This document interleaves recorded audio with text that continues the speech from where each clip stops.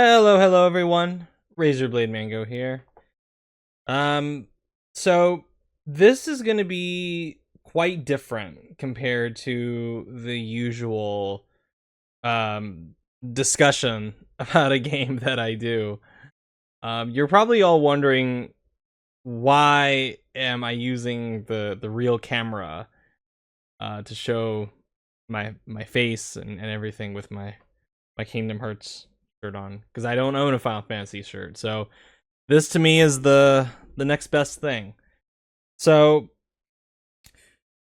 obviously you've seen the title of the video, where you all know this is about Final Fantasy VII Rebirth, which is one of my absolute favorite games of the year. Highly recommend it to anyone who hasn't played it yet. Next to Astrobot, it's like the best thing I've played all year. But as some of you may be aware, I I haven't made a video about Final Fantasy VII Rebirth yet, and I've hesitated to talk about it on the channel because, well, I think even, God, when did I finish it? Over almost 6 months ago now. Yeah, I finished it over 6 months ago, and I still have. I feel like I still haven't fully understood how I've felt about the game on a very deeply impactful level, very big emotional component to it. But I feel like I finally owe you guys like some kind of deeper analysis of it, some kind of explanation as to why I haven't talked about it, why I've hesitated to talk about it, and why because and I feel like doing it in this format, because I know some people are probably going to be disappointed that's like, oh, we're not getting like an analysis like remake or the remake one. It's like, no, I'm sorry, I just don't have time to do things like that anymore. That kind of analysis was like a one and done kind of thing for me, unless I play something that's like hugely like gets the fire going as far as doing that again. But I simply just don't have time for something like that again. And I felt like talking about this game, where it's like hiding behind footage almost, kind of does a disservice to what I personally got out of Final Fantasy VII Rebirth. So I feel like the appropriate format is to talk to you all about it like this, and to also just simply talk about it in a very like personal, deep way for me, because Final Fantasy VII Rebirth is a very special game to me. It's one of the most like emotionally impactful games I've ever played, and not because like, oh, it made me like cry bucket loads or anything like that. Which, yes, it does have its moments that are pretty like emotionally powerful, but it's not for those reasons that I was like deeply affected by Final Fantasy VII Rebirth. Um, Oh, and if you haven't played it yet, just know that I'm gonna spoil. I probably am gonna spoil stuff about Final Fantasy VII Rebirth, like the ending, possibly. So if you haven't played it, don't want to know, this is not the video for you. But God, how do I start with this? So okay, so let me talk about the experience for me of playing Final Fantasy VII Rebirth, where I got it the night it came out, just like a lot of people. I played it for quite a while, and I loved it. I think, like I said, Final Fantasy VII Rebirth, it has its problems, but I think it is a fantastic game. It does suffer from some annoyances here and there. Um, I think the pacing is actually an improvement as far as the Golden Path compared to Remake, because Remake, it's obvious they were trying to pad it out because they didn't have enough material where inside of Midgard to make it a full-on game, but this time they do, and the Golden Path is much more like focused and like consistently entertaining compared to Remake. But it does suffer from content bloat. It does suffer for some really awful mini games. I think there are some pacing, some noticeable pacing issues in one or two chapters in the story, but I mainly loved Final Fantasy VII Rebirth, and I I had a lot of fun with it. I think the adventure that they go on is very entertaining. It's very enjoyable, but I also found Final Fantasy VII Rebirth to be a very a very depressing experience for me. Um it made me like it made me just so just deeply sad. And I don't think I really started to notice the feeling that I got until I was like maybe more than halfway through the game. And it was just like this snowball effect that truly started to like build up towards the halfway point, and it just got like progressively worse and worse and worse the longer the game went on. And I finally reached a point where I was just so down. And at the time too, what's so strange is that at the time I didn't realize that it was Rebirth that was making me feel this way, because Rebirth put me in a genuinely miserable depressive spell for like a good few weeks. And I didn't realize that it was Final Fantasy VII Rebirth doing that. I figured, oh, it's just like a depressive spell that I haven't had in a long time, but it was like oddly intense for something, for a situation where like nothing really bad was going on in my life at the time. Um and I was like nothing was really happening, but I still felt this like intense sadness when the longer I went on with Final Fantasy VII Rebirth.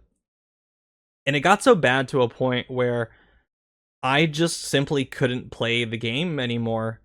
I I stopped for a good I I reached a point, and I told myself, okay, I am not going to continue until I get over this depressive spell, until this pass, until like the worst of it pass, because it got so bad to where I was waking up like in the morning, and it was like this it was like this fog would just come over me, and I was just so down and sad throughout like the whole day that it just sucked.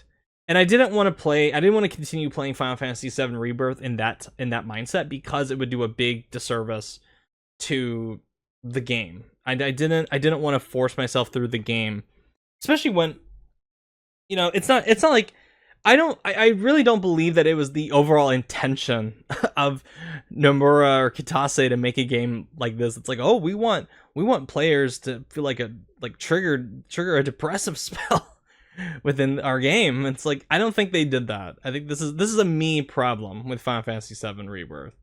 So I stopped playing it for like a good week and a half. I didn't go near it. I didn't want to touch it. And it's not because I think part of it was because maybe I knew where it was going to lead to at the end with the death of Aerith. Like, that to me was obvious that that was going to happen.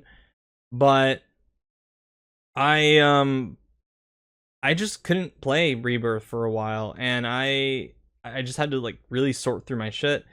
And then finally I got back into it. I finished it in like a day or so, and yeah, I loved it. Thankfully the worst of the depressive spell was over, but it wasn't until later that I started to realize, like, oh, this, what I'm feeling right now, this was caused by Final Fantasy VII Rebirth. It was like Final Fantasy VII Rebirth broke open something in me that I guess was like maybe like subconsciously there, and then just dragged it out of me into the limelight. And a it was such a powerful experience, the likes of which I've never experienced with a game before. I've played plenty of sad games before. I've played games that are just so like intensely sad or bittersweet, that are they're meant to get like a very strong emotional reaction from the player, and they work, but nothing quite like Final Fantasy VII Rebirth, which is so interesting because Final Fantasy VII Rebirth is simultaneously like one of the funniest games I've played in a long time. Um, I love the humor in this game. I love the adventure. I love that they were more than willing to embrace the like really silly elements of Final Fantasy VII Rebirth, and they take it to another extreme compared to Final Fantasy VII Remake. But I I that was part of it. That was part of why it got me down, because the adventure in this game, it was almost like it reminded me of my own fun times that I've had in my past. Like when I was in like high school, early 20s, early college years, that kind of stuff. And I think the reason Final Fantasy VII brought me to like such a sad state is because it made me kind of like confront the idea that my my camaraderie with my friends that I used to see for a very long time, that's kind of just gone. It's like I still see some friends every so often, it's not like I'm a hermit living in my room. Like I still see friends every once in a while when I can, but with them living busy lives, and them, some of my best friends moving away out of state, and then the fact that like I'm so damn busy as well because of work and school, that it's like shit. I miss my friends, and I miss the camaraderie that Final Fantasy VII Rebirth kind of evoked in me, because what I got out of Final Fantasy VII Rebirth, it was like going on an adventure with your friends, and like it's like the thrill of adventure, that's the kind of spirit that Final Fantasy VII Rebirth evoked in me, and it was something I hadn't really experienced in a long time. And because I can think of similar games that do something like this, like with Persona 5, for instance, is a big one, where that is directly about high school students, and that did bring like nostalgic feelings out of me, but not to the extreme that this did. And I think it's because of like how extremely well animated and expressive these characters are, that it's like, what's so amazing is that objectively I know that they are things like polygons and pixels on the screen, but they evoke such like a human warmth, and that it's like a miracle how amazing Square Enix's art department and tech is when it comes to this video game. Like as far as like facial animation, and the eyes in particular are extremely amazing. Or just, I would say Final Fantasy VII Rebirth has some of the best eye animations I've ever seen. Like they just look so naturalistic without falling into that uncanny valley territory. And even just the very subtle things that they're able to do with their like the faces and the eyes. And then what I found so touching about Final Fantasy VII Rebirth as well is that I think you can make an argument that what Cloud is going through in this game, with the encroaching influence that Sephiroth has on him, you could equate it to somebody suffering from like a mental health issue or a psychosis episode or something like that. And what I found so touching is that Cloud has a really strong support system in the form of, Tifa and Aerith and Barrett, now Red 13 and Yuffie, and all these characters that come in throughout the story. And I think what I found so touching is that it reminded me a lot of, when you're going through mental issues like what Cloud is doing in this game, it gets easier if you have a strong support system with you. And I think that's what's so touching, so deeply touching about Final Fantasy VII Rebirth.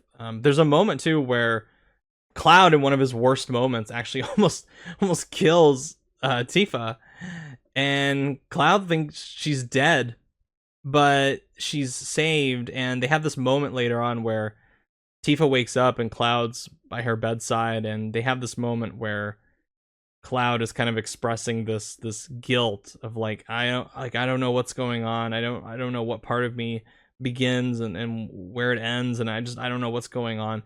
And Tifa, God bless the voice actress for Tifa. She does a fantastic job where she has this moment where she kind of just like gently holds Cloud, and she's just like, she says to him, you've saved me once, and now it's my turn to save you.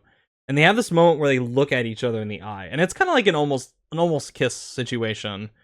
But they're interrupted. And then what I love too is that when Tifa leaves the room, Tifa gives Cloud this look. And I've described there's another game that does this very well as well with Uncharted 4, where I've talked about the scene where there's the moment where Elena and Nate are in the city, and Nate comes upon this like big, table with all the dead pirates, and he's going on and on and on about how cool it was that these pirates were all here and in this room, he's witnessing history. And you can see it, and you can see it in Elena's eyes, like the way she looks at Nate. It's almost like she has this moment of understanding. Like she sees the real Nate that she fell in love with all those years ago, like again, for the first time in a long time, like his honest self. And it's like such this beautiful, touching moment where she looks at him, and then her facial animation. It's incredible. It's incredible how complex the emotions that are expressed through just very subtle things in the face that they're able to animate now.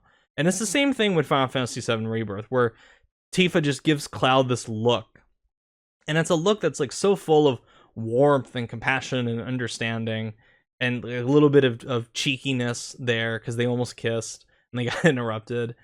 But it's a beautiful moment, and it's moments like that are very impactful for me personally, because it reminds me of my own past, friendships and relationships and stuff like that.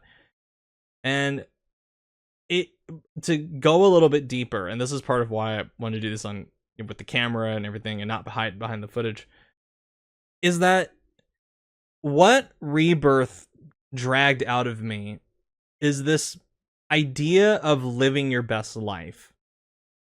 Because I can honestly say that I don't feel like for the last few years I have been living my best life.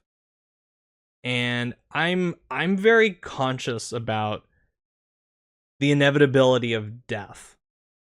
And what scares me is that I'm going to reach the end in my life and not be at a place where I'm really all that happy with how things turned out. And I'm just going to be spending the rest of my days just miserable, waiting to die.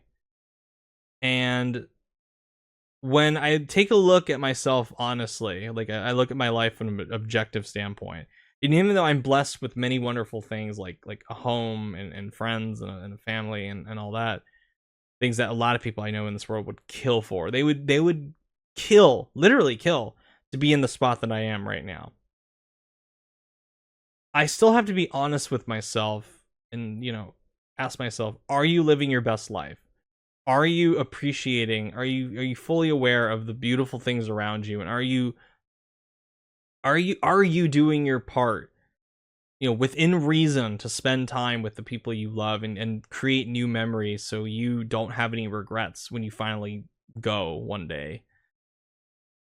And the honest answer the honest answer that Final Fantasy VII dragged out of me is no, I'm not. And I think it's because I am afraid of new experiences. And I'm with me. So let's say, for example, when somebody invites me to something, and even if it's a good friend of mine, one of the things that I think about right away are the inconveniences. It's like, I don't even think about the event. I don't think about like, oh wow, I'm going to see this person. I'm going to see this person. We'll do this. It's how is this an inconvenience to me? Am I going far? Do I have to drive? Do I have to pay? Do I have to go on a plane? Do I have to get ready? It's like all these little inconveniences automatically just pop up in my head. And I think to myself, oh God, I don't want to do this. This is too much work. This is too many unknowns. And I get scared and I don't want to do it. And that's how I've operated for a number of years. And I kind of started to think that before even Final Fantasy VII Rebirth. And again, that's why it was like subconsciously in my head, where I was hanging out with one of my best friends who lives out of state, and he was in Cali for a visit. And we were driving somewhere. Oh yeah, we were driving to go have dinner with another friend of ours. And I remember him asking me like, "Oh yeah, how's life going, man? Like how is it?" And I basically just said like, "Oh, it's same old, same old. It's work and school. Yeah, And I made a joke where I said, "Yeah, my life is pretty boring." And he turned around and he said something along the lines of, "Well, yeah, but you make it boring. You could go out and do things." And my friend is very blunt, and my friend is very like he doesn't take any bullshit from me. But in that moment when he said that, I kind of got mad. Like not at him, but I got kind of mad when he said that, because it was kind of like a really like harsh confrontation of the truth, where it's like, yeah, dude, you do make your life boring. You do, like, you're not really doing anything all that exciting. Like, what are you actually doing with your life? And I think, like, oh man, like, shit, this just, yeah. And I couldn't really respond all that well to what he said. I just kind of went, well, yeah, but inside I was I was mad that he directly called me out on that. And he's right. And then the reason I was mad is because he was absolutely right. Is that I do make my life boring. And again, with Rebirth, there's this concept of you're not going out there and living life. You're not going out there and embracing fun. You're not going out of your way to try to meet up with friends within reason. Again, I have to stress, like, it's not like I'm gonna turn into like Jim Carrey from Yes Man and say yes to every single thing that comes my way, because there are limits. Because I do have a life, like a schedule of my own that I have to be responsible for. But as far as doing anything else with it outside of my own, like, school and work and shit like that, I felt like I just wasn't really doing all that much for it. And it also made me think about the fact that, like, I kind of have to hang on to the friends that I still have, because or spend more time reaching out to the friends that I do have. Because I mean, even recently, like a few weeks ago, Mario and I were talking on Discord one night, and he basically was like, "Oh, whatever happened to this guy that I used to hang out with?" And I went, "Oh, yeah, shit. I haven't spoken to that guy in 7 to 8 years."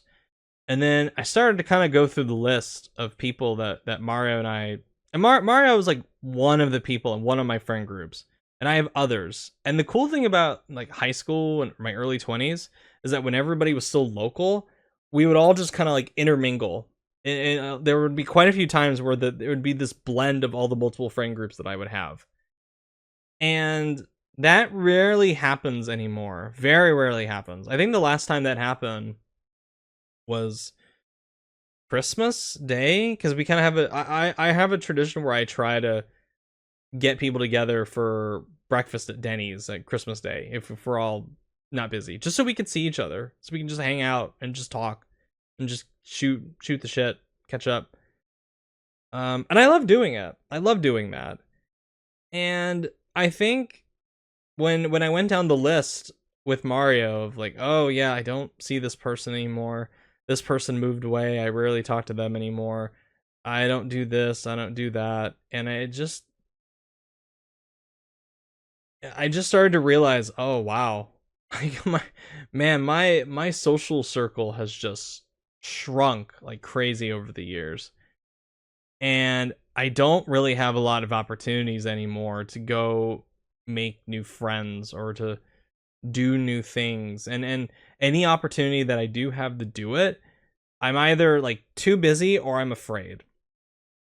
And Final Fantasy VII Rebirth, it also brought out a very like it brought out a very sad memory for me where this was like 2 years ago.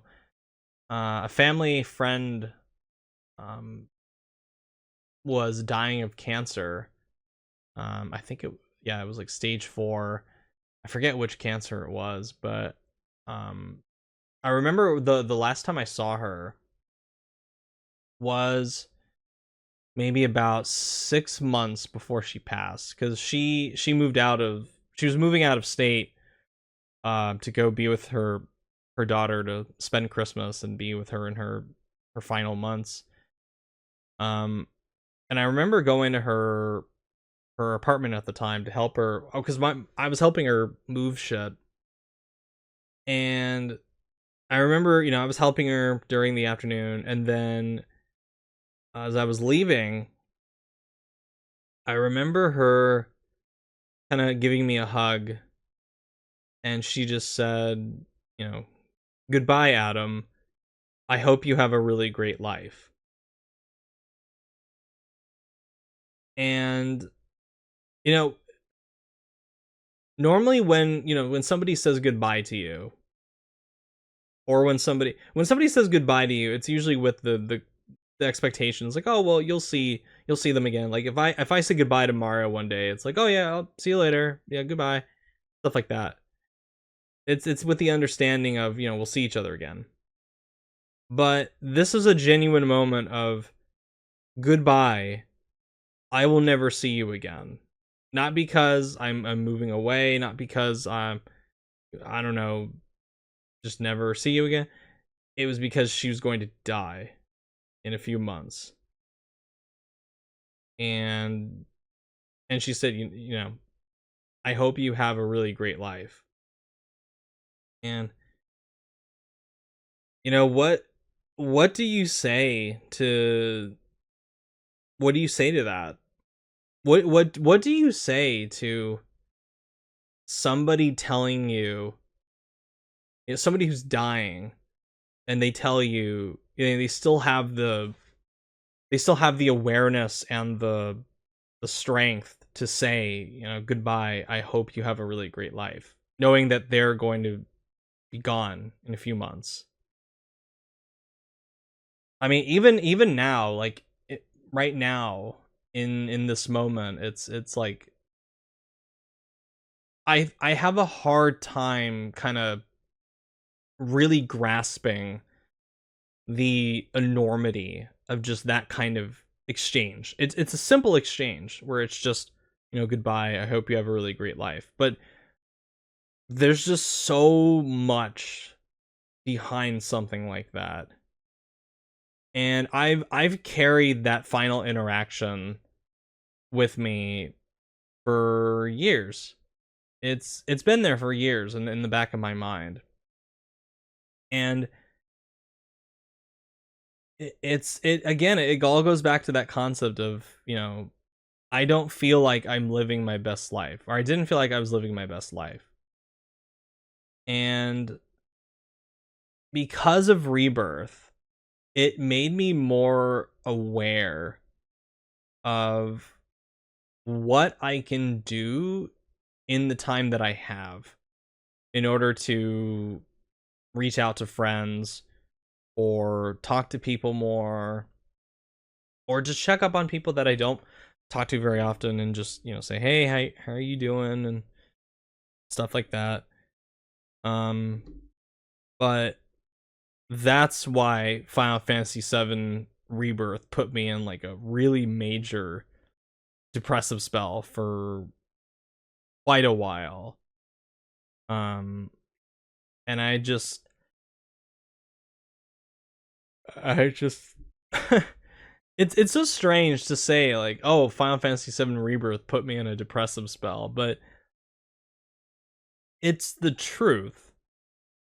And it's not really because of what happens at the end of Rebirth, or it's not really like that. It's not really like a plot reason. It's just the overall sense of adventure and beauty that I felt, playing Final Fantasy VII Rebirth. And again, I think it's because too that Final Fantasy VII, the OG, was like a game that I played a lot when I was a kid. And I think in my mind I underestimated how important this cast is for me. Um and to see this cast of characters that I've known ever since I was a kid come back and evoke this feeling out of me that is in the back of my mind when I'm an adult now is quite something. It's quite a unique experience for me to go through that. Because I've never had a game do this to me before. I've never had a game really like just get me so down, and me having to do a lot of soul searching and to figure out why is this happening? Why am I feeling this way? And I mean, hell, even over 6 months later, I still don't fully have a complete read as to what Final Fantasy VII made me feel, and why I reacted to it that way. But after doing a lot of introspection, that's what I get out of it. That's like when I start talking about it, that's what comes out of me, and it's what makes the most sense to me in regards to like how I really feel and everything. So that's really why I haven't talked about Final Fantasy VII Rebirth.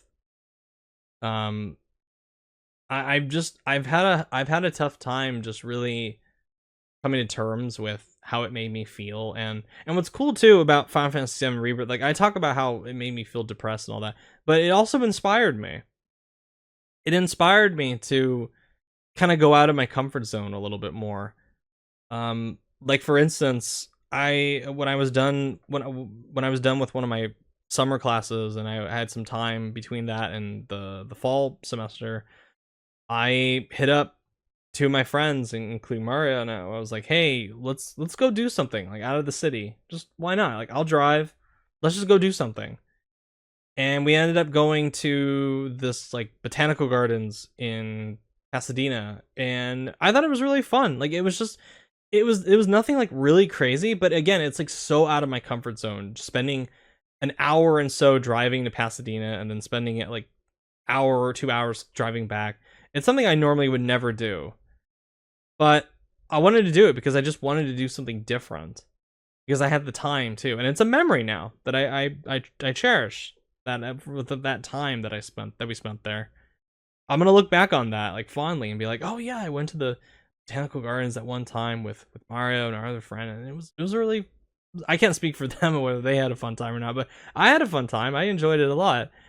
And then not that long ago from when I'm recording this, I went to a wedding, and it was a very last minute invitation. And again, my friend invited me, and like clockwork, because that's just how my brain is, it started going to all the little inconveniences. It started going to, oh god, I'm gonna have to drive to the beach.